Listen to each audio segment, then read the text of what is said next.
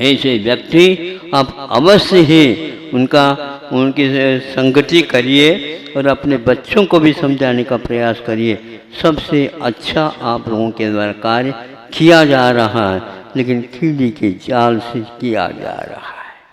पैसे का यदि व्यय करते हैं आप विषयों में, कषायों में और अनेक प्रकार के मनोरंजनों में, उसका चाराना हिस्सा भी यदि इसकी राष्ट्रीय को उन्नति करने के लिए भाषा के बारे में, भावों के बारे में खर्च करो तो यह कभी भी चूकेगा नहीं। और कितने गुण में मिलेगा, या आप फावड़े से उसको इकट्ठा करोगे तो भी पसीना आ जाएगा आपको, इतना मिलेगा। लेकिन तो आपको ये सिद्धांत याद ही नहीं है। अभी आप इकट्ठा करके विदेशों में रखियो अच्छे ढंग से, और वहीं पर जाकर के मरण करके यूं बैठी हो, हाँ बिल्कुल कुंडली मार करके, आपको मिलने वाला नहीं है। आप तो केवल उसके रखवाले बन करके बैठ जाओ। यह क्या है?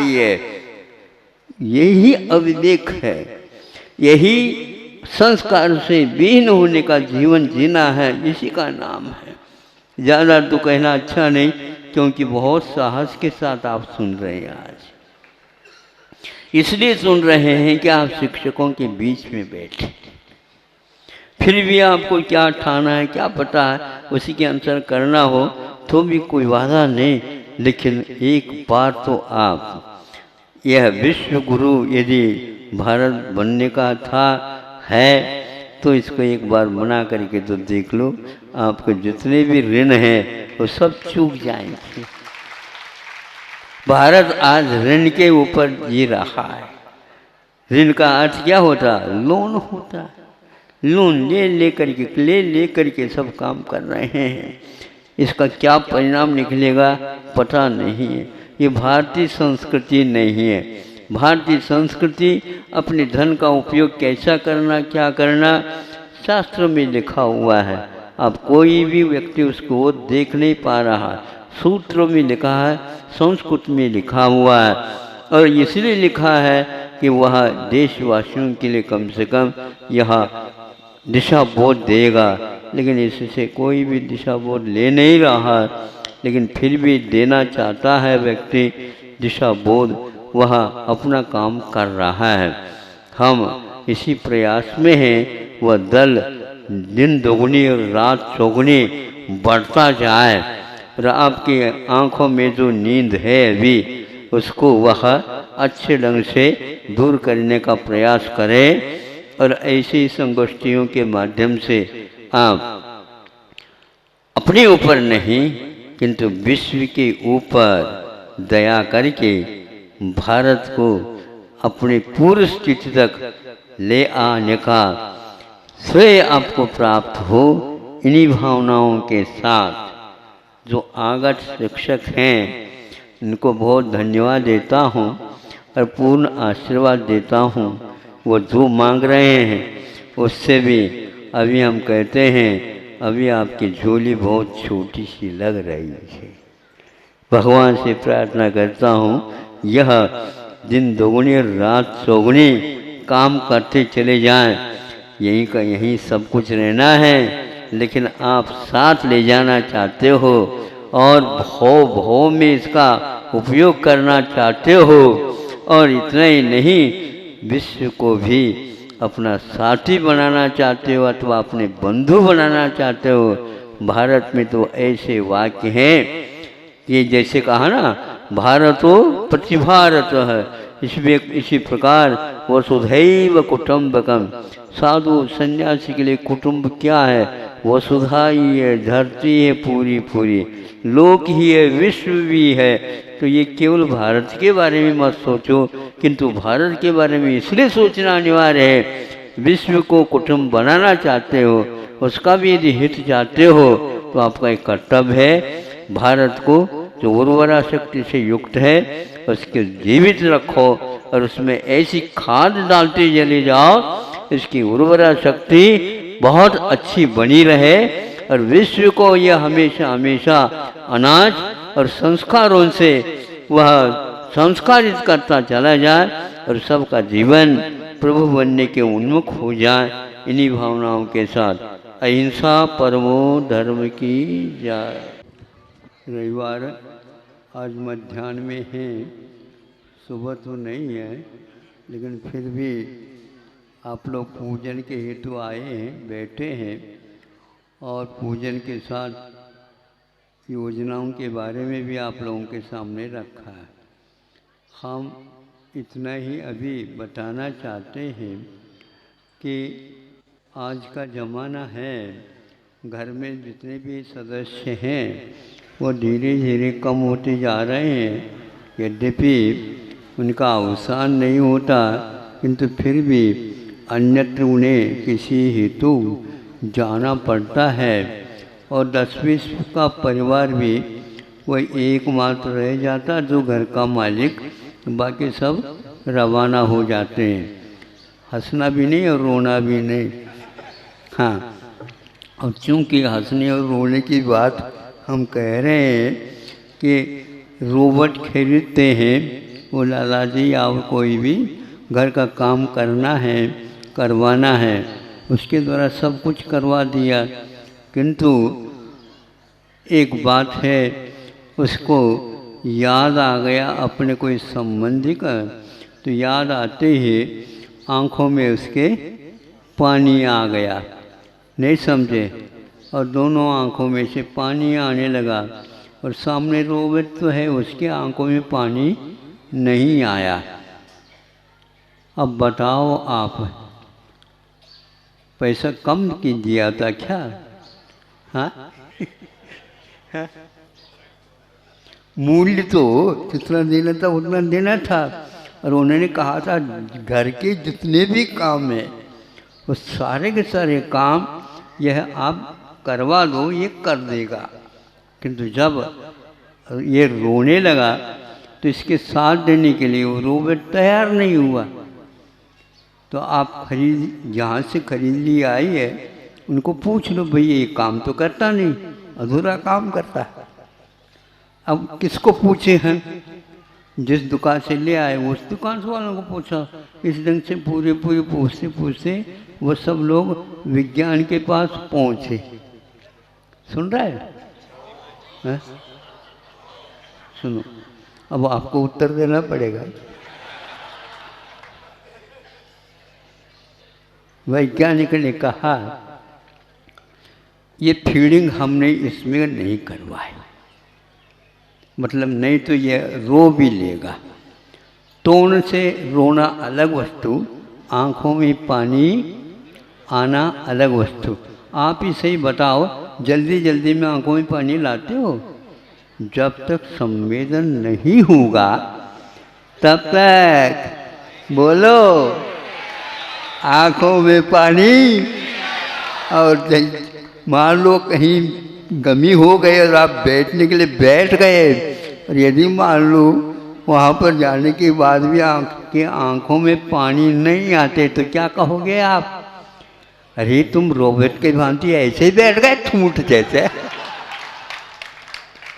ये आँखों में पानी तक नहीं आए तो संवेदनशीलता समाप्त होती चली जा रही है, ये हमारा कहना है। आपका लड़का, आपकी बेटी और आपके सारे पत्नी, आपके सारे संबंधी सब जो है अपने अपने काम में व्यस्त हो गए। आप क्या सोच रहे हो? वो कहते हैं हम रोबोट के द्वारा सब काम करवा देंगे। सब काम तो हो सकता है, लेकिन सहानुभूति के क्षेत्र में कोई भी साथ देने वाला नहीं है। इसलिए जिनवानी गुरु ही और भगवान ही हमारे साथ देने वाले हैं। सबको बता देना इतना ही, हमारे ज़्यादा तो प्रवचन नहीं है। उस वैज्ञानिकों को पूछ लेना अब क्या फीडिंग करना शेष रह गया। अहिंसा परमो धर्म की। अच्छा, गन्ने से परिचित होंगे, जो कि विश्वनाथ भगवान ने सर्वप्रथम 1 वर्ष के बाद जब पारना के लिए उतरे तो उस समय सर्वप्रथम इक्षु रस का ही सेवन ग्रहण किया था। अब गन्ना यदि है तो वह इससे रस तो निकलेगा, लेकिन वह पीने योग्य कब बनता है? पीने योग्य क्या, गन्ना है और मीठा है। मीठा जब है उसमें से रस निकलेगा तो मीठा ही निकलेगा। तो ऐसे यदि समझ है तो गलत है। पहले गन्ना बोया जाता अथवा रोपा जाता है, फिर वह बढ़ना प्रारंभ करता है तो कम से कम भी 4-5 फीट तक हो जाता है। तो उसके जितने भी पोर वगैरह धीरे धीरे दिखना प्रारंभ हो जाते हैं, किंतु बच्चों के मन में आ जाता है गन्ने तो बड़े हो गए, अब तो खा लेना चाहिए। तो वह समझाया जाता है, बेटा अभी गन्ना खाने योग्य नहीं है। तो देखो गैया को, बैलों को खिलाया जा रहा है, उनको तो खिलाया जा रहा है, तो हम तो छोटे हैं, हमें क्यों नहीं खिलाया जाता? बेटा उनके लिए वह घास के रूप में है, रस के रूप में नहीं है। और वो घास खाते हैं, उस घास के पीछे से उसके छिलके निकाल करके उन्हें खिलाया जाता है, लेकिन पूरा गन्ना खिलाया नहीं जाता। गन्ने के विकास के लिए कुछ उसके छिलके निकाले जाते हैं ताकि वो ऊपर बढ़ने के लिए तैयार हो जाता है। नहीं, गन्ना तो रसदार है, खा लेना। पहली शुरुआत में यदि खानेंगे आप तो उसका आनंद नहीं आएगा, बल्कि आपको जुकाम और हो जाएगा। नहीं समझे? जुकाम यदि गन्ने खाने से होता है तो फिर कोई नहीं खाएगा।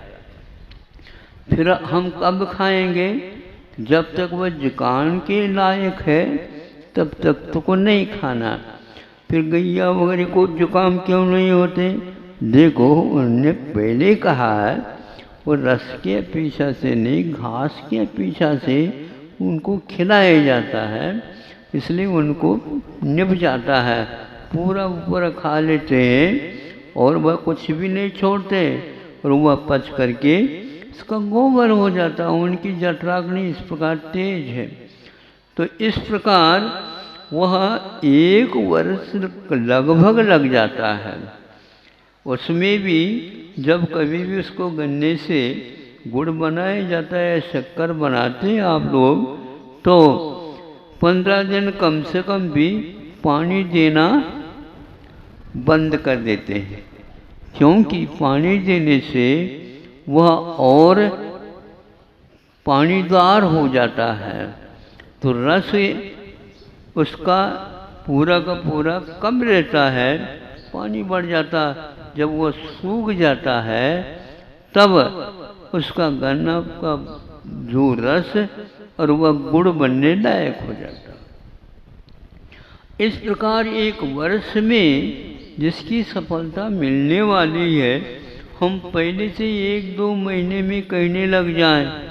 इसी प्रकार आज इसलिए मैं समझा रहा हूँ, कई लोगों को ये भ्रम हो गया है, आत्मा का श्रद्धान हो जाता है तो रस तो आता होगा, रस तो आता होगा, यह उनका श्रद्धान है, लेकिन रस नहीं आता, क्योंकि अविरत दशा में उसको श्रद्धान करने का सौभाग्य तो प्राप्त होता है, किंतु उसका आनंद लेने का लाभ नहीं होता। फिर आनंद श्रद्धान के बिना होता है क्या? श्रद्धान के बिना नहीं होता, लेकिन श्रद्धान मात्र से आनंद नहीं होता, उस चारित्र के साथ ही होगा। यद्यपि उसका स्वाद थोड़े बहुत आने लग जाता, ऐसा लगता है इन लोगों को। श्रद्धान के द्वारा भी ऐसा भाव में आने लग जाता। जिसके पास मिथ्या दर्शन रहता है उसी के अनुसार होता है क्या? उसके अनुसार तो नहीं होता, लेकिन श्रद्धान का काम तो श्रद्धान ही होता है। पानी के नाम लेने से, पानी के वर्णन सुनने से, पानी को देखने से प्यास बुझती नहीं, बल्कि पानी को लेकर के पीना पड़ेगा। कुछ तो होता होगा, हाँ कुछ ठंडक आता है, हवा मिल जाती है, वहाँ से आती है हवा और उसके कारण ठंडक जैसा महसूस होता है। लेकिन फिर भी पीने का जो कार्य होता है उसके द्वारा जो सफलता मिलती है वो देखने मात्र से और उसके स्पर्श करने मात्र से नहीं। तो श्रद्धान में एकमात्र उसका श्रद्धान ही होता है, उसका सेवन नहीं होता। इस प्रकार आज के स्वाध्यायशील अच्छे हैं, उनका कदम स्वाध्याय करने लगे नहीं करने की अपेक्षा। लेकिन जो नहीं कर रहे हैं उनको ऐसा न समझाएं स्वाध्याय करने वाले कि उन्हें आनंद आ रहा है।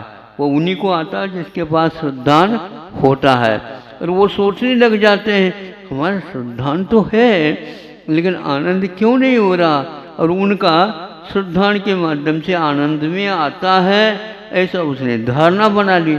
ये तो उल्टा हो गई है उनका। यह वो यदि समझा देते समाज को, भोले भाले समाज हऊ कह देते हैं, लेकिन एकदम हऊ नहीं कहते। दुकान में जाते हैं, कुछ पूछताछ करते हैं क्या नहीं, हऊ ठोका ठोकी करते हैं क्या नहीं, हो एक दुकान छोड़ करके लेते छोड़ करके जाते हैं क्या नहीं, हो दूसरे दुकान जाने से पहले दुकानदार कहता है कि भैया ग्राहक तो छूट गया। ये ऐसे ही दुकानदार है, केवल ग्राहकों को इकट्ठा करके अपने पास पैसा खरीदना चाहते हैं, इससे दोनों को घाटा है। इसलिए आचार्य कहते हैं आप लोगों को तीनों को जब तक नहीं अपनाओगे तब तक आनंद का स्रोत नहीं आता। तो उसके लिए 1 साल आपको गुजारना पड़ेगा। ऐसा नहीं है 1 साल केवल गोरा हो, उसमें आपको रखवाल भी रखना पड़ेगा और कुछ श्रम भी करना पड़ेगा और खाद आदि और डालने पड़ेंगे, प्रकृति का ये योग भी मिलेगा, तब कहीं जा कर के उसमें रस आएगा। तो जब तक परिग्रह का त्याग नहीं करोगे तब तक चारित्र नहीं आएगा, और चारित्र आने के उपरांत मन लगेगा, मन लगने के उपरांत ध्यान लगेगा, तो उस ध्यान में ये आनंद का अनुभव होता है। समझ में आ गए ना। अब यह नहीं भी समझ में आ जाता तो गन्ने का उदाहरण तो याद रख लेना। अहिंसा परमो धर्म।